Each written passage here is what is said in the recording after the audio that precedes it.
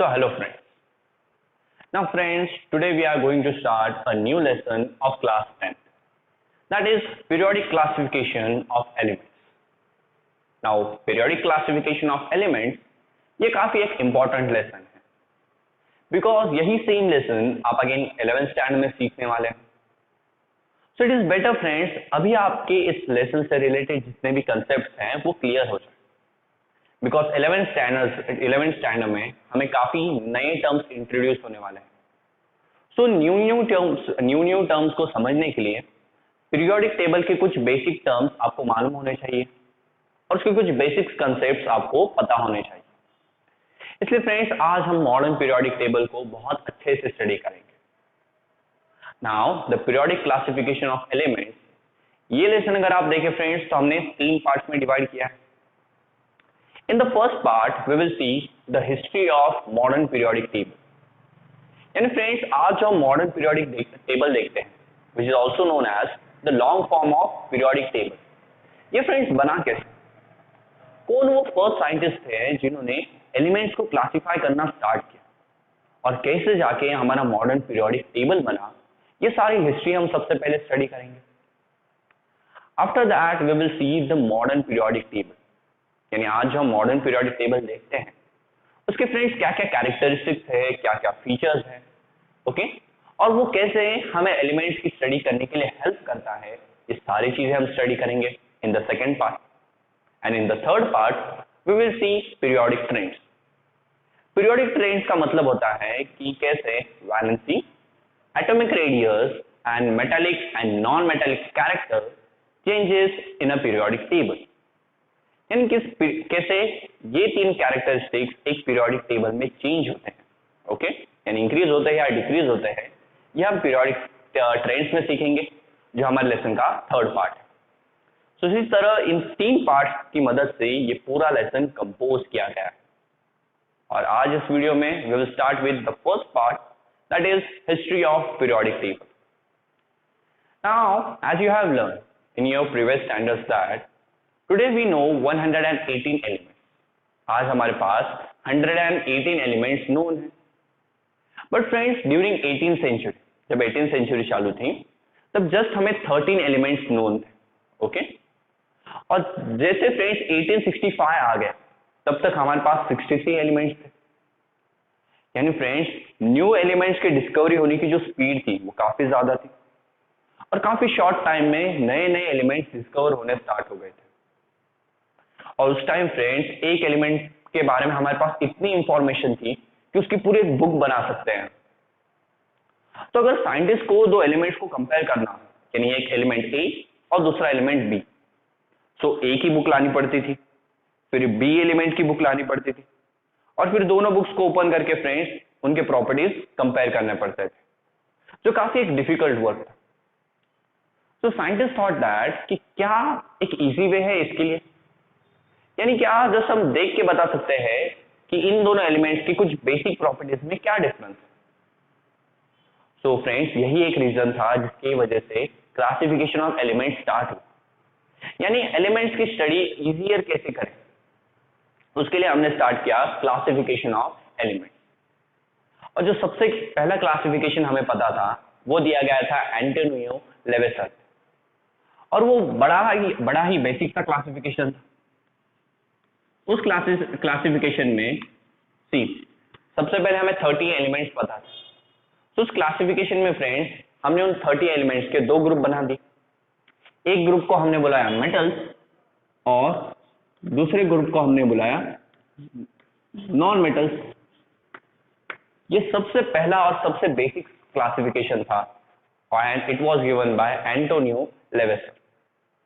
ना एंटोनियो लेवेसर ने क्या कहा कि अभी हमारे पास इतने एलिमेंट्स हैं, तो ये देखो ये सारे एलिमेंट्स मेटल को सिमिलर है तो इनका एक ग्रुप बना दो मेटल्स, और ये सारे एलिमेंट्स नॉन मेटल्स को सिमिलर है तो इनका एक ग्रुप बना दो non metals. Now friends metals और नॉन मेटल्स की प्रॉपर्टीज तो आपको पता है.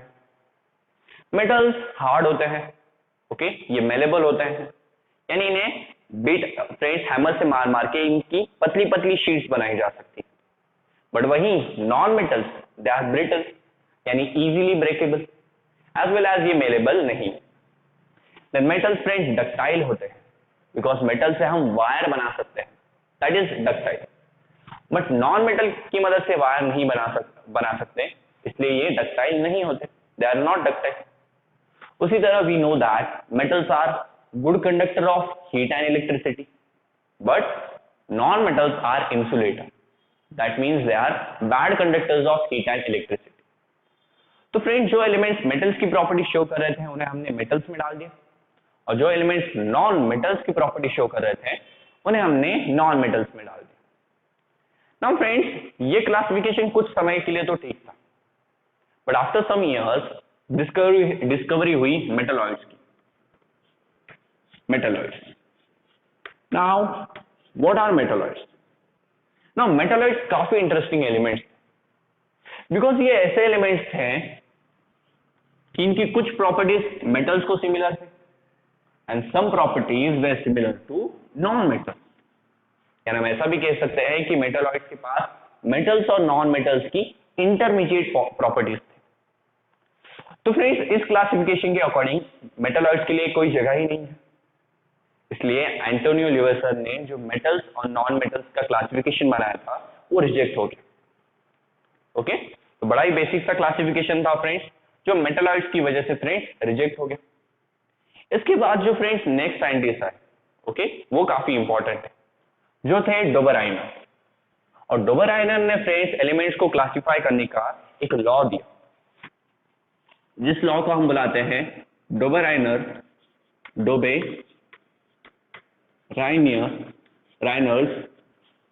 Law of tribes. उस लॉ को क्या बुलाते हैं? Law of tribes. Now friends tribes का मतलब क्या होता है, सबसे पहले तो वो देखते हैं। तो ट्राइब्स का मतलब होता है फ्रेंड्स ग्रुप ऑफ थ्री। क्या मतलब होता है? Group of three. तो डोबराइनर ने 3 एलिमेंट्स का एक ग्रुप बनाया, बट यहां पे जो 3 एलिमेंट्स थे फ्रेंड्स उनकी प्रॉपर्टीज काफी सिमिलर थी, यानी सिमिलर प्रॉपर्टीज वाले 3 एलिमेंट्स का एक ग्रुप बनाया और उस ग्रुप को उन्होंने नाम दिया ट्राइब्स। बट इसी के साथ फ्रेंड्स उन्होंने और एक चीज बताई। उन्होंने बताया कि अगर हम 3 एलिमेंट्स का ग्रुप बनाए, जैसे सपोज मैं यहां 3 एलिमेंट्स ले रहा हूं x y z, 3 एलिमेंट्स मैंने ले लिए x y z।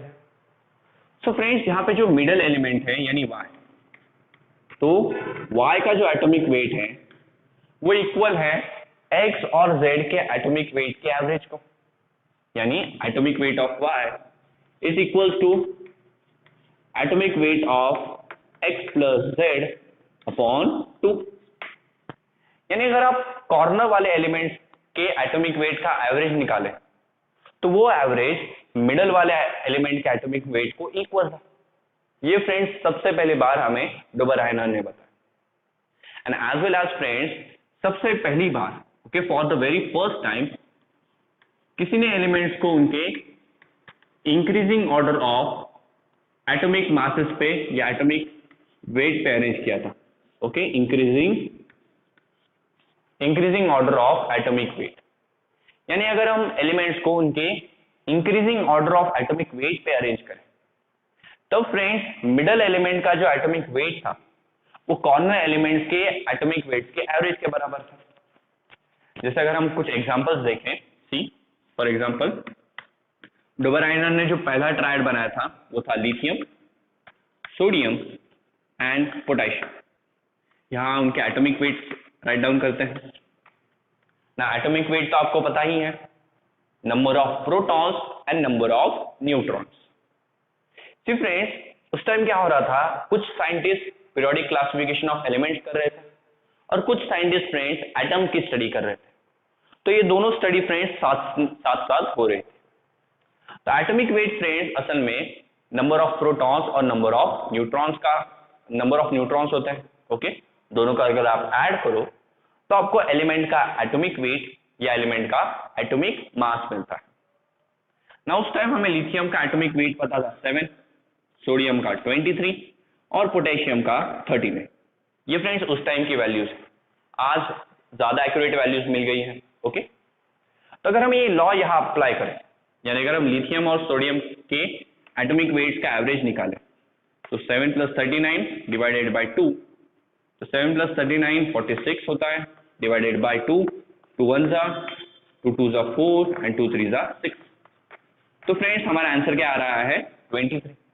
और अगर आप देखें तो 23 फ्रेंड्स मिडल एलिमेंट यानी सोडियम का एटॉमिक मास, यानी फ्रेंड्स ये तीन एलिमेंट्स ये लॉ को फॉलो कर रहे थे, बिकॉज हमें पता है कि लिथियम, सोडियम एंड पोटेशियम तीनों की प्रॉपर्टीज फ्रेंड्स सिमिलर है। इन्हें देखो increasing order of atomic weights पे लगाया है हमने, और जो मिडल एलिमेंट है उसका एटॉमिक मास कॉर्नर वाले एलिमेंट्स के एटॉमिक मास के एवरेज के बराबर है। तो ये पहला ट्रायड था जो डोबराइनर ने बनाया। चलो और एक एग्जांपल देखते हैं, let's see one more example. जो नेक्स्ट एग्जांपल था वो था कैल्शियम, स्ट्रोंटियम एंड बेरियम। यहां उनके हम एटॉमिक वेट्स राइट डाउन करते हैं। कैल्शियम का एटॉमिक वेट था 40, स्ट्रोंटियम का 88 एंड बेरियम का 137। तो वापस से चेक करेंगे कि स्ट्रोंटियम का जो एटॉमिक वेट है वो कैल्शियम और बेरियम के एटॉमिक वेट के मीन के इक्वल है क्या? मीन और एवरेज सेम ही होता है, तो मीन कैसे निकालोगे? 40 + 137 और इसे किससे डिवाइड करना है? 2 से। तो 40 + 137 करोगे तो आंसर आएगा 177 डिवाइडेड बाई 2, 2 1 जा, 2 8 जा 16, 1 लेफ्ट, 2 8 जा 0.5। तो हमारा आंसर क्या आता है फ्रेंड्स 88.5। तो सी फ्रेंड्स कुछ टाइम हमें एक्यूरेट आंसर मिला, बट सम टाइम्स हमारी वैल्यू अप्रॉक्स थी, यानी करीब करीब सिमिलर। जैसे सोडियम के केस में हमें एक्यूरेट 23 मिला, बट स्ट्रोंटियम के केस में हमें वैल्यू क्या मिली 88.5, जो अगर आप देखें तो करीब करीब यानी अप्रॉक्सली सिमिलर है। तो फ्रेंड्स ये तीनों एलिमेंट्स भी डोबराइनर का लॉ ऑफ ट्रायड्स फॉलो करते थे, तो ये डोबराइनर ने उसका सेकेंड ट्रायड बना। Let's see one more example.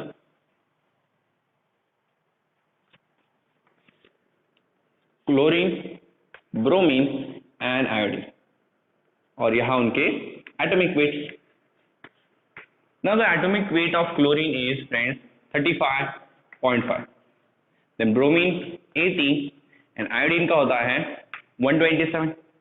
तो वापस से क्या करना है? क्लोरीन और आयोडीन के एटॉमिक वेट का एवरेज निकालना है। तो 35.5 + 127 डिवाइडेड बाई 2। ओके, सो दोनों का अगर हम ऐड करें तो आंसर आएगा 162.5। ओके, 162.5 और 60 डिवाइड करना है 2 से। तो अगर आप इसे 2 से डिवाइड करें, 2 1 जा, 2 8 जा, 2 1 जा एंड 2 25। ओके, सो फ्रेंड्स हमारा आंसर आता है 81.25। अगर आप देखें 80 और यहाँ 81.25, तो करीब करीब फ्रेंड्स वैल्यू इक्वल है। ओके, यानी अप्रॉक्स वैल्यूज है। सो ये तीनों एलिमेंट्स भी डोबराइनर का लॉ ऑफ ट्रायड्स फॉलो करते थे।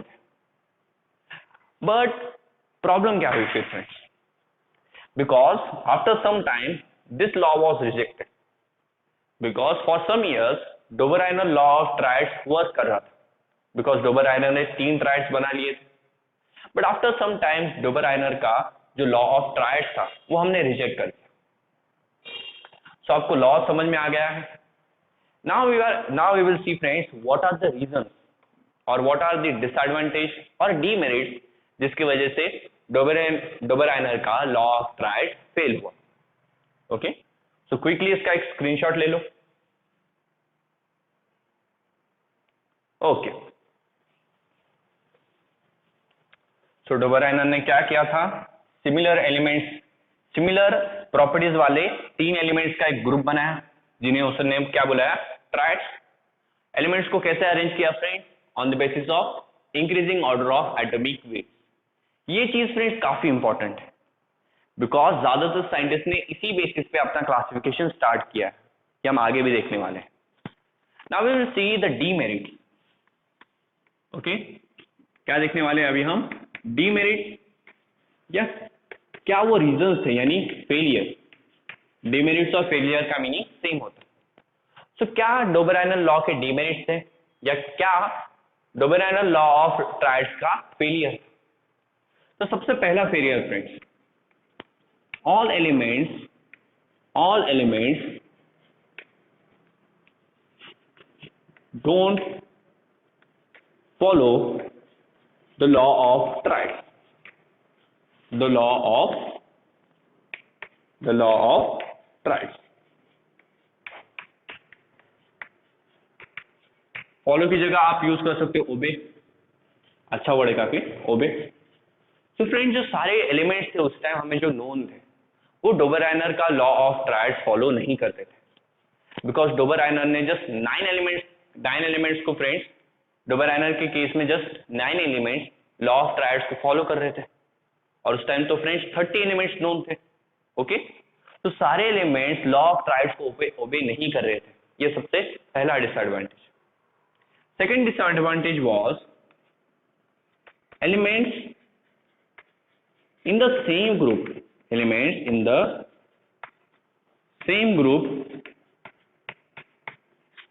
don't obey law of triads.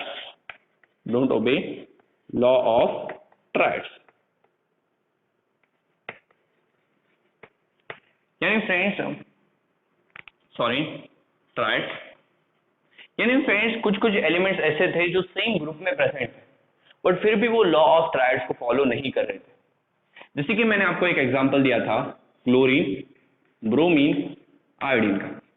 Chlorine का एटॉमिक वेट 35.5, ब्रोमीन का 80 एंड आयोडीन का 127।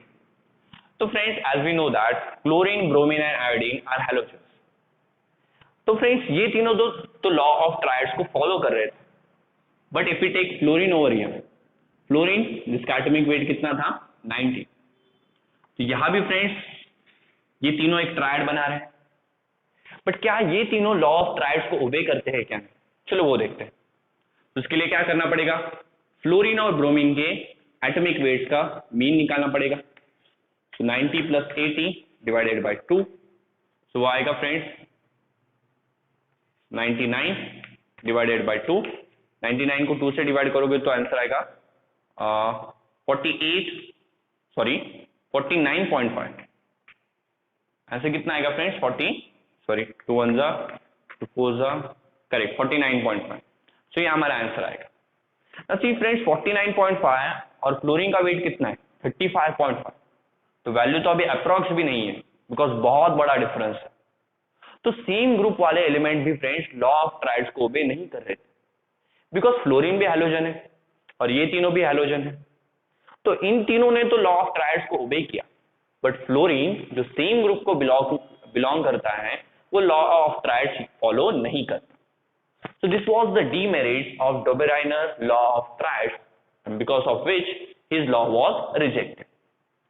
इसके बाद जो नेक्स्ट सबसे बड़ी सक्सेस मिली वो थी न्यूलैंड को, और न्यूलैंड ने भी अपना एक लॉ दिया था जिसे हम जानते हैं न्यूलैंड लॉ ऑफ ऑक्टेव्स के नाम से। Now we will see that.